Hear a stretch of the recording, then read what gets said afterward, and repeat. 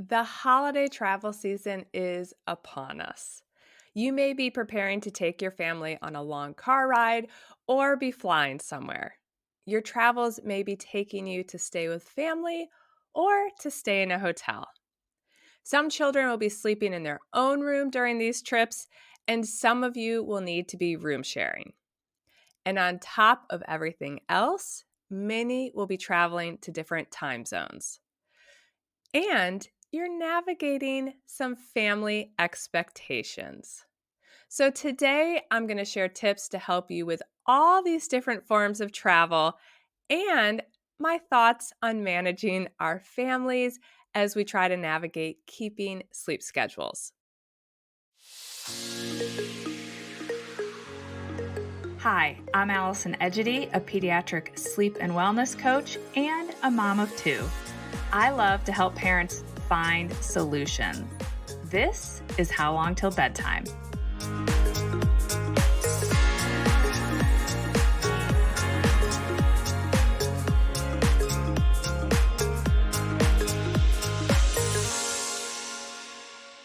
Welcome back.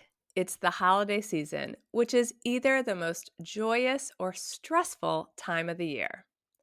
I know that we personally are preparing to travel to visit family over the Thanksgiving, and we've entered a different phase. I'm not trying to brag here, but it does get better, you guys. So we're no longer nearly as stressed when we travel with our kids. But for years, I always said that when you travel with babies or young kids, particularly around the holidays, it's not a vacation. It's really more of a quote trip because there is so much to juggle and so many ways for it to go south. And I know from personal experience that one of the fastest ways to have a trip suddenly feel like a nightmare is to end up with an overtired baby or an overtired child or children. I've shared this story before, but my lowest point of parenting happened when I was at my parents' house for Christmas when Addison was nearly 2 years old and Ainsley was about 5 months. I was trying to make everyone happy and I broke. I visibly broke, and it still pains me to think about that whole Christmas trip. But good things came from me hitting that rock bottom. I really learned to take charge of my family's sleep when we traveled, and I learned to manage the expectation of our family members without worrying about what they thought. And that's a big one. So today I want to help you plan for a smooth trip that doesn't end with everyone being exhausted and broken. I'm just going to dive right in with the most valuable tip I have for you, and then we'll get into the logistics. The most important thing you can do, and I really mean this, it might be the hardest, but the most important thing you can do is maintain your child's sleep schedule. I know this isn't easy, particularly when you're managing family members and visiting with as many people as possible and long histories of how we do things. But man, it sure does increase the fun factor when you're able to keep your children well rested. I know that maintaining sleep schedules can feel challenging right out of the gate because you have a travel day to navigate. So let's start there.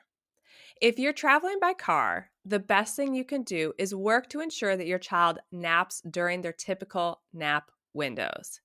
It can be tempting to just let them sleep whenever they want to, particularly if they're a good car sleeper, because you want some quiet time during that drive. In fact, you want as much quiet time as possible. But the potential problem with letting your child just sleep whenever they want to in the car is that you arrive at your destination and your child is already off their schedule. If you have a child who's prone to falling asleep in the car, I find the easiest way to keep those naps on schedule is to have a parent sit in the back and engage with the baby or the child until you're about within 15 minutes of their nap start time. I realize this is assuming that you have two parents in the car, which makes it easier. The other opportunity you have is to try to have an older child, keep a younger child entertained, or really just be chit chatty and keep them up until they're in that nap window. Once you're close to that nap window, within about 15 minutes, you can climb up front, turn off the music, turn down whatever else you may have been listening to, turn off any screens, turn on some white noise. I'm going to link to my favorite travel white noise machine in the show notes, and then sit quietly until your child falls asleep. Once they fall asleep, you can go back to chatting with your partner or listening to some music or a podcast, and it probably won't disrupt your child's sleep. But to help them go to sleep, I find it's helpful to kind of shut everything down. If your child really likes sleeping in the car, you may find that you actually need to wake them from their nap to protect their next nap start window or to protect bedtime. It's fine to let them sleep a little bit longer than usual because car sleep, that movement sleep, isn't as restorative as flat, motionless sleep in the crib or in your bed. But we don't want them to sleep too much outside of their typical nap window because once again, it could throw off the next nap, it could throw off bedtime, etc. Then once they're up, if you're still on that long car ride, you may need to entertain them again if you start to think they may snooze. And while my husband and I are not people who can safely drive through the night, I have lots of clients who take this approach. And if you are the type of people who are going to drive during the night, then I recommend handling sleep in a similar way. Have your little one in their pajamas, keep them up until you're within about 15 minutes of their typical bedtime, and then let them fall asleep. And when you reach your destination, if it's still the middle of the night, just transfer them right into their bed. I do find sometimes with the littles, if they wake up, and even if you're someone who hasn't been doing night feedings, but if you do a feeding before bedtime, if they wake up during this transfer, I do think sometimes it's helpful to just go ahead and feed them. You don't need to do a full bedtime routine, but kind of feed them like you would before putting them to bed at home and then put them down. That can be helpful if the transfer is hard. Now, let's talk about flying. Obviously, it's going to be trickier to maintain your children's sleep schedule when you fly. If you're able to book a flight that aligns with your children's nap, that's amazing. But if you're not and you end up dealing with delays or something is just not going according to plan, please try not to panic about the sleep. I have a preference for flying earlier in the day so that if all else fails, I can hopefully protect bedtime. But that's not always possible either. There are fewer flights this year, and flights are so expensive that I feel like people have the least amount of flexibility on choosing their flights that they've had in years. So, depending on your child's age, I would just say take sleep where you can get it. If you still have a napper, take sleep where you can get it. Younger babies often sleep well on airplanes because they're like giant white noise machines. But then, as babies become more mobile, as we get closer to 12 months, some kids will really struggle to sleep on the plane, even if it is their nap time. So, that may mean that you're getting a nap in the stroller or the carrier at the airport or in the car on the way to your destination once you've arrived. If you have a child still napping, chances are they will get less total daytime sleep during this travel day than they typically would get at home.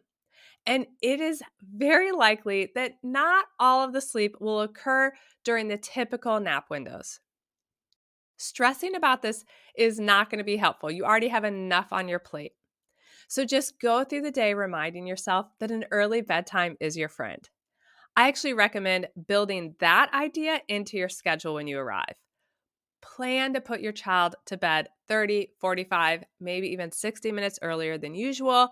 And then if you end up not needing to do that, that's great. But if you do need that early rescue bedtime and you've planned for it, this is going to allow your child to make up for some of that missed daytime sleep and start your next day well rested. Okay, so you've made it to your destination. Now we need to set up your child's sleep space. I want you to replicate their sleep setup and routine as much as possible. That means I want you to bring their typical jammies, their sleep sack or their swaddle, white noise machine, the bedtime books you would read at home, their lovey, their toddler pillow. I could travel everywhere with my girl's toddler pillow still to this day.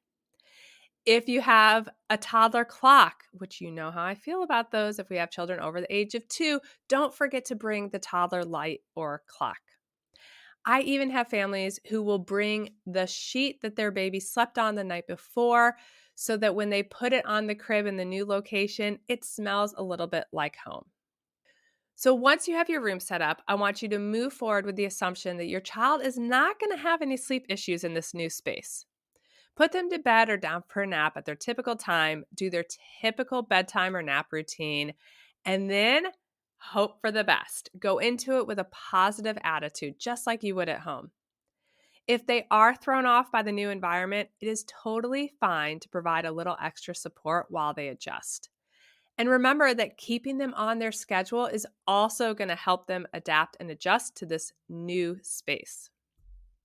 If you need to room share with your baby or child during the trip, whether it's at someone's house or at a hotel, things can be a little trickier.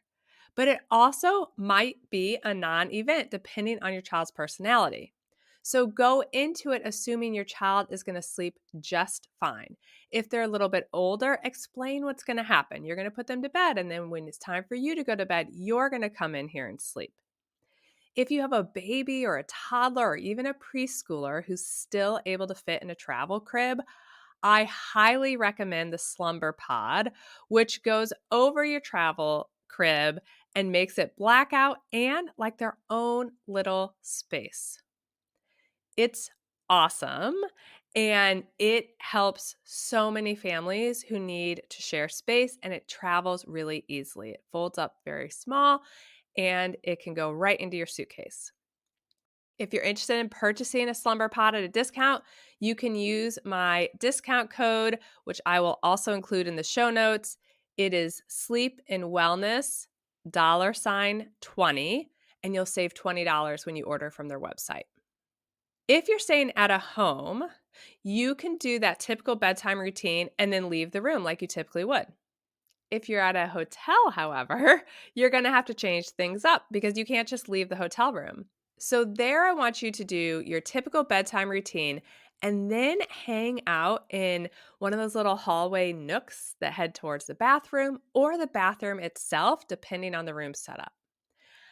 I think getting out of the eyesight of our little ones could be really helpful.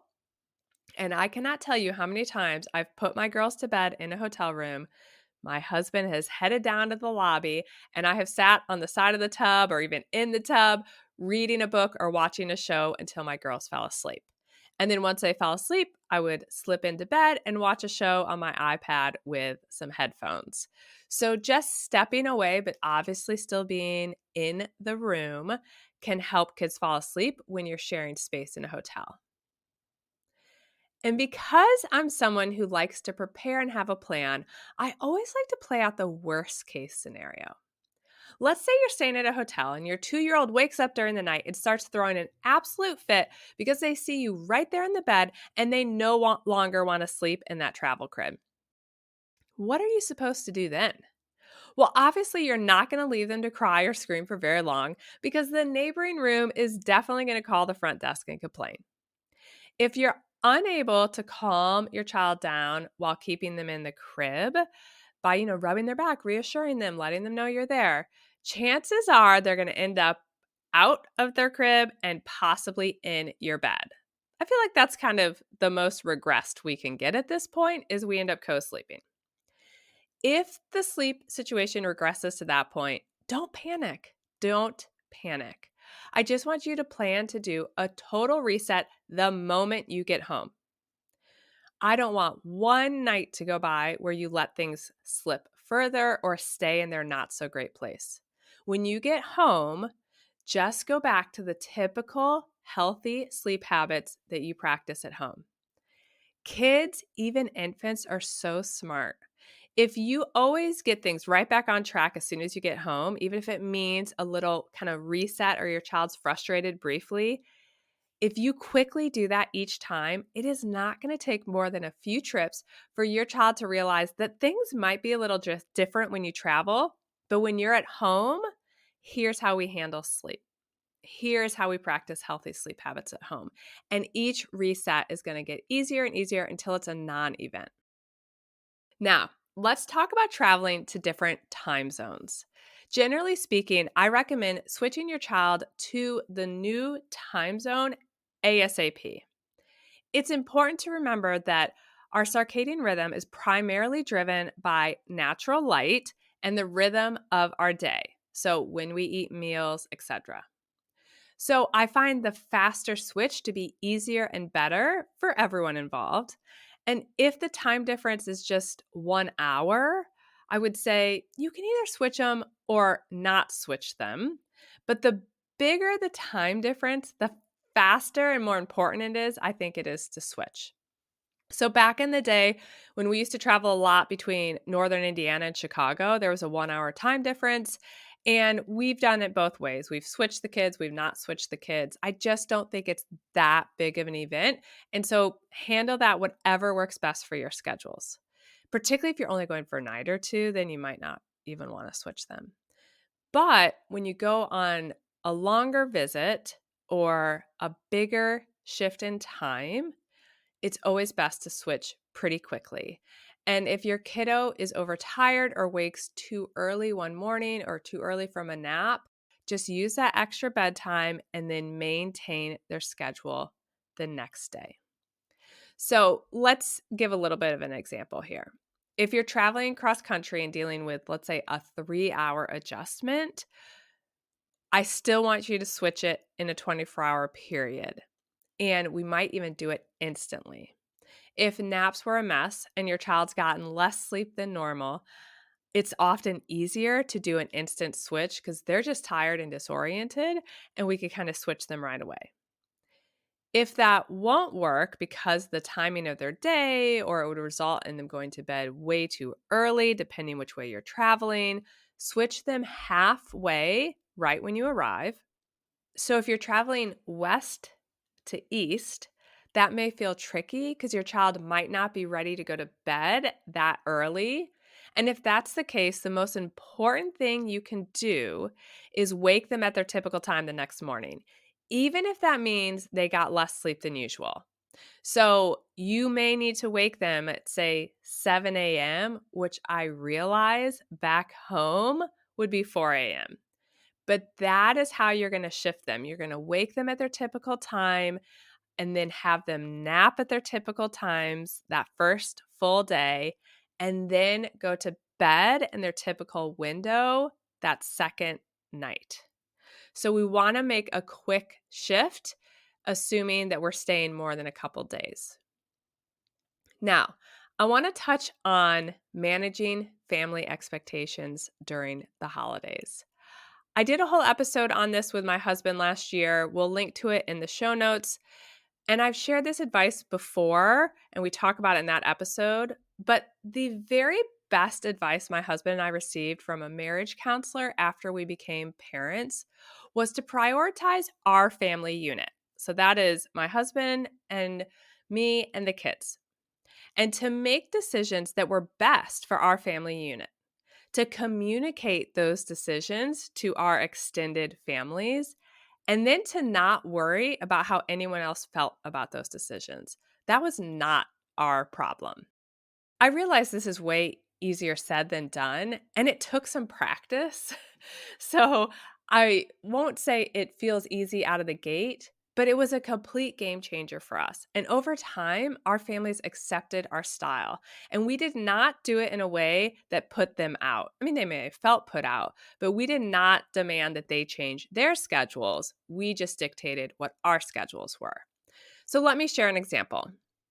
Throughout my entire childhood, we spent Christmas Eve with my dad's best friend's family. So, very, very close family friends. It was a wonderful tradition, one that I now miss. We haven't been going back there as of late because we all have kids and it's very hectic. But our Houses were 30 minutes apart, and these evenings with them often ended late because they were so fun. We had dinner, we did presents, we did games, and so they often ended late. So that first year, we decided to take control of our family unit after we had that disastrous Christmas that I mentioned earlier. I shared with my family that we would just be coming briefly to the gathering at our family friends' house, and then I would be driving home separately to put our kids to bed. I knew this is what we needed to do to have a happy house on Christmas Day. At this point, I had 2 toddlers, and I just didn't want to have a repeat of the year before. My parents did act a little bit annoyed that I wasn't going with our typical plan and that I was acting, kind of like a diva, I guess, on wanting to do things my way. But our family friends did graciously shift things a bit earlier, which we did not demand they do, but they did move dinner up a little bit earlier. And then we just went home shortly after dinner. And everyone survived. Even though there was some annoyed feelings, everyone survived. Most importantly, my little unit was happy on Christmas Day. The following year, my parents hosted that Christmas Eve at their house, and I just put our kids to bed before dinner.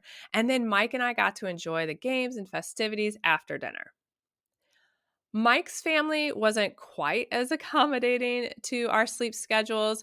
So there were many trips, not so much holidays. Well, there was. I did miss a Christmas party.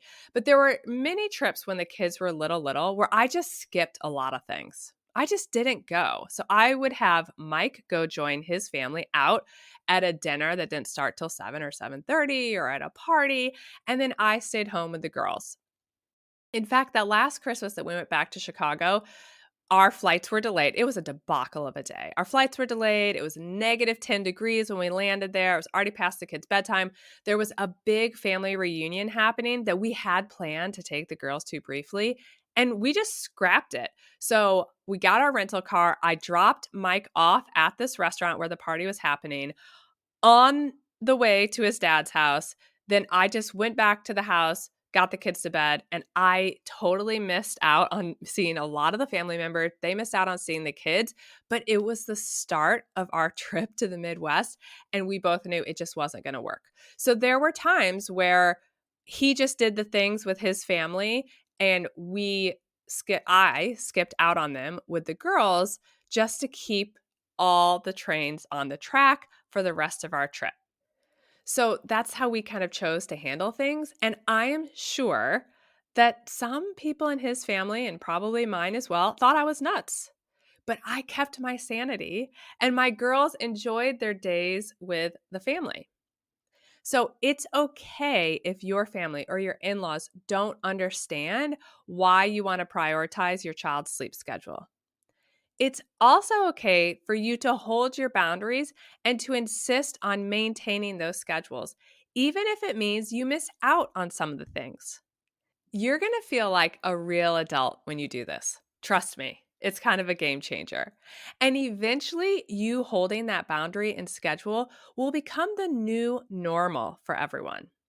So there you have it. Those are my recommendations for handling sleep while you travel and my thoughts on managing family expectations around sleep this holiday season.